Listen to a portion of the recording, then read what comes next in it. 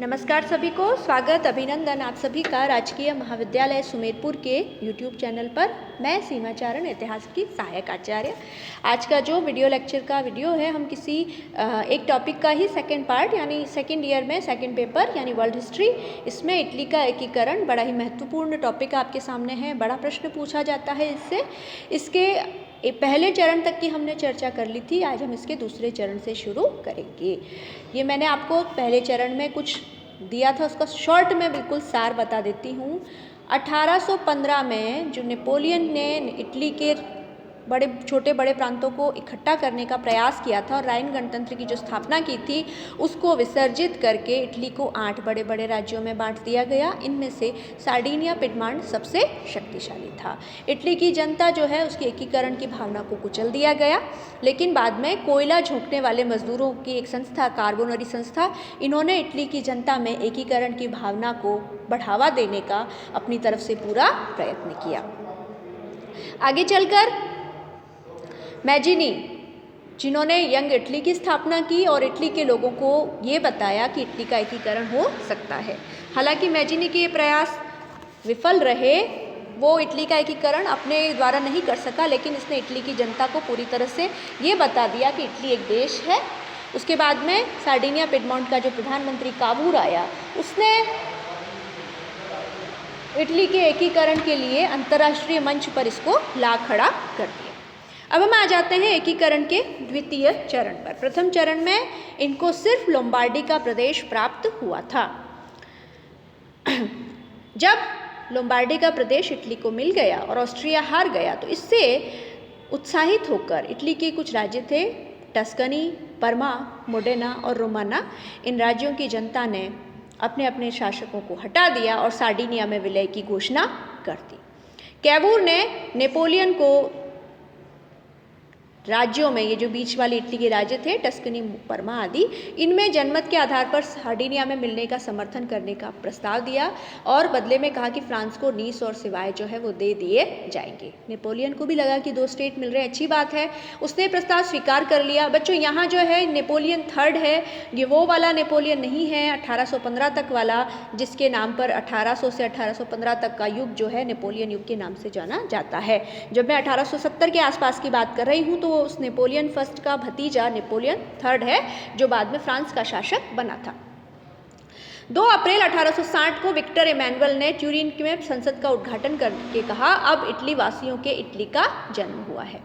Napoleon को जब नीस और सिवाय दे दिए गए तो गैरीबाल्डी बहुत नाराज हुआ, क्योंकि नीस उसकी जन्मभूमि थी। गैरीबाल्डी की अपने राष्ट्र में इतनी आस्था थी जितना कोई भक्त ईश्वर के प्रति रखता है। अब हम आ जाते हैं इटली एकीकरण के तृतीय चरण पर। उससे पहले मैं गैरीबाल्डी, जिसने कि तलवार के माध्यम से इटली का एकीकरण किया, उसके बारे में हम जान लेते हैं।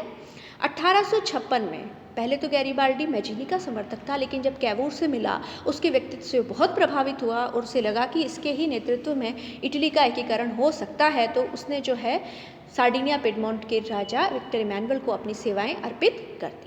गैरीबाल्डी ने 1860 में अपने प्रसिद्ध 1000 लाल कुर्ती दल, इसको रेड शर्ट्स वाला समूह भी कहते हैं और 1000 वाला समूह भी कहते हैं, इनके साथ में सिसिली और नेपल्स पर अधिकार कर लिया। अब इन राज्यों पर अधिकार करने के बाद वो चाहता तो इन राज्यों का राजा बन सकता था, लेकिन उसने ऐसा नहीं किया और ये राज्य जो है वो इटली को समर्पित कर दिए।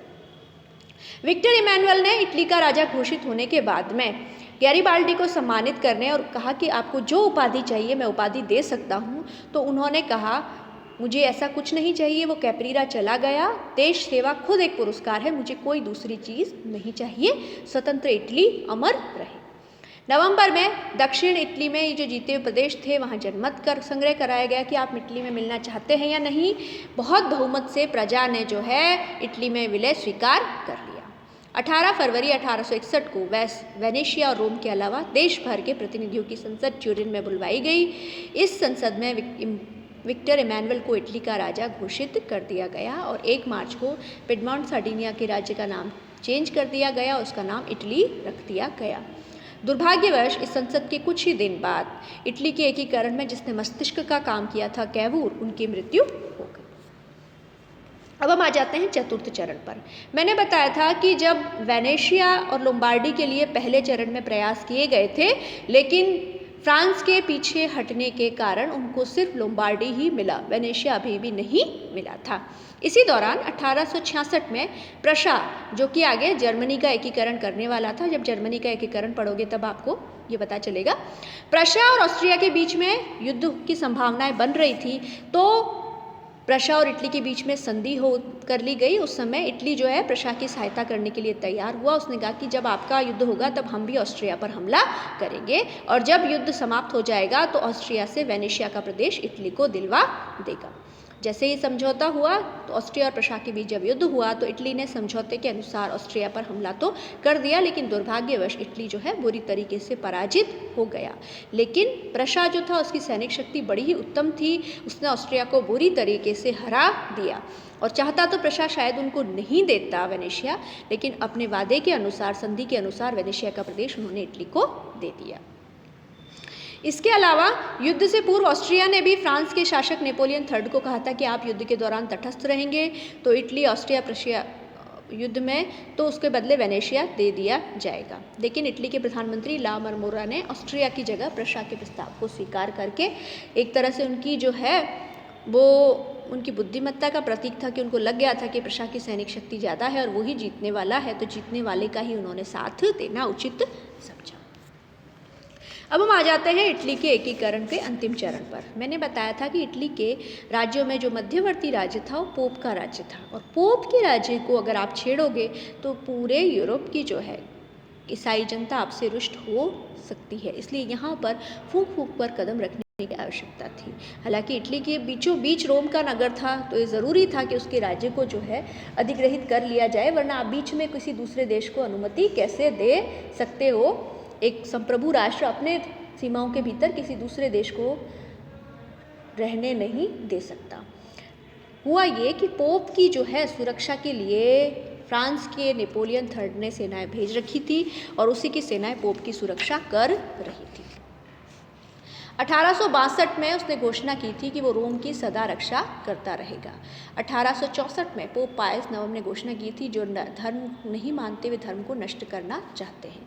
उसने कभी भी इटली के राज्य को मान्यता नहीं दी, और जो विक्टर इमैनुअल था इटली का राजा, और उसके साथियों को धर्म से बहिष्कृत कर दिया। कैविर की मृत्यु के बाद इटली का प्रधानमंत्री बना था रिकासोली। वो चाहता था कि रोम पर अधिकार जमा दे, किंतु उसे इस्तीफा देना पड़ा। 1862 ने गैरीबाल्डी में society for the emancipation of Italy का गठन किया।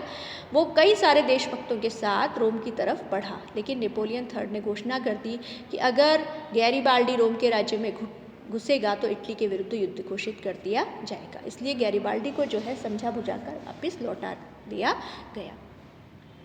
गैरीबाल्डी की हार और चेस्पार ट्राइफलो द्वारा की गई हत्याओं ने इटली वासियों को फ्रांस का दुश्मन बना दिया था। 1870 में जब फ्रांस और प्रशिया के बीच में युद्ध लड़ा गया तो फ्रांस ने इटली और ऑस्ट्रिया को अपना मित्र बनाने का प्रयास किया, परंतु इटली ने तटस्थ रहने की घोषणा की।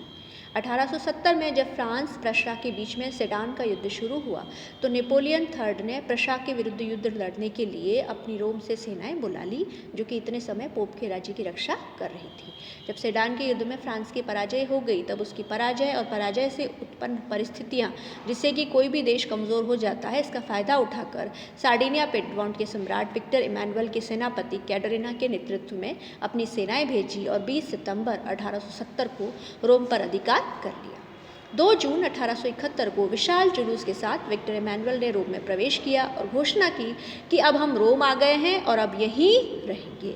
इस तरह से सेडान का जो युद्ध है उससे न सिर्फ प्रशा का एकीकरण पूरा हुआ बल्कि इटली का भी एकीकरण पूरा हुआ। अब इसमें किस किसने काम किया, तो शॉर्ट में मैरियट नामक एक इतिहासकार, उन्होंने इटली के एकीकरण के मुख्य जो पथ प्रदर्शक है उनके बारे में लिखा है। मैजिनी की आत्मा, कैवूर के मस्तिष्क, गैरीबाल्डी की तलवार और विक्टर इमैनुअल ने शरीर बनकर इटली के राष्ट्रीय एकीकरण को पूरा किया। एकीकरण के बाद पोप के साथ संबंध तय करने के लिए 1871 में लॉ ऑफ पेपल गारंटीज पास किया गया। इसके अनुसार पोप को स्वतंत्र शासक मान लिया गया। पोप को और उसके निवास स्थान और उसके जो चारों तरफ का एरिया है उसकी सत्ता मानी गई, उसमें वो सिक्के ढाल सकता है। पोप के क्षेत्र में इटली का कानून नहीं लागू होगा। पोप विदेशों में अपने राजदूत रख सकता है और दूसरे देशों के राजदूतों को अपने यहाँ पर बुला सकता है। इस तरह से एक तरह से 1871 में इटली का एकीकरण पूरा हो गया और विश्व के या यूरोप के मानचित्र पर एक नया देश उभर करके सामने आया, जो कि आने वाले समय में अपनी महत्वपूर्ण भूमिका निभाने के लिए तैयार था। इतना कहकर ही आज का वीडियो हम यहीं समाप्त करते हैं। धन्यवाद।